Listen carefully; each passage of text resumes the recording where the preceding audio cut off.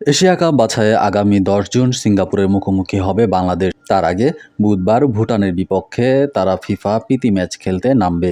এই দুই ম্যাচের জন্য ৬ প্রবাসী ফুটবলার নিয়ে স্কোয়াড সাজিয়েছে বাংলাদেশ কোচ। তাদের মধ্যে সবার শেষে ঢাকায় পা রেখেছেন কানাডা প্রবাসী ফুটবলার সামিত সোমো।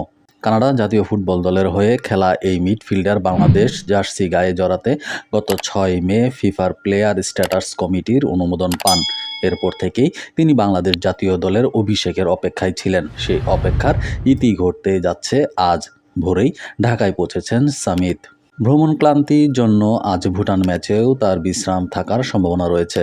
শাহজালাল আন্তর্জাতিক বিমানবন্দরে পা রেখে সামিত সোম জানান, আমি দারুণ রোমাঞ্চিত। সতীর্থদের সঙ্গে সাক্ষাৎ করতে উন্মুখ হয়ে আছি। আমরা কিভাবে খেলতে চাই, কোন ভূমিকায় খেলবো, এইসব নিয়ে কোচের সঙ্গে কথা হয়েছে।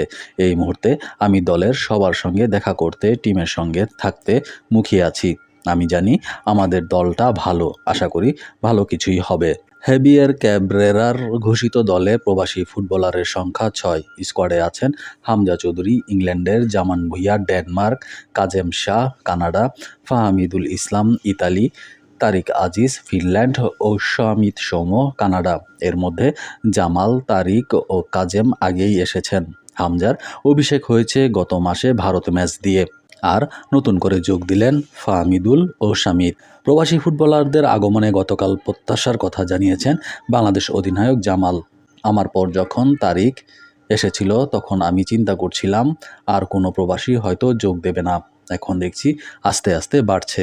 এটাকে আমি দেশের ফুটবলের জন্য ভালো মনে করি।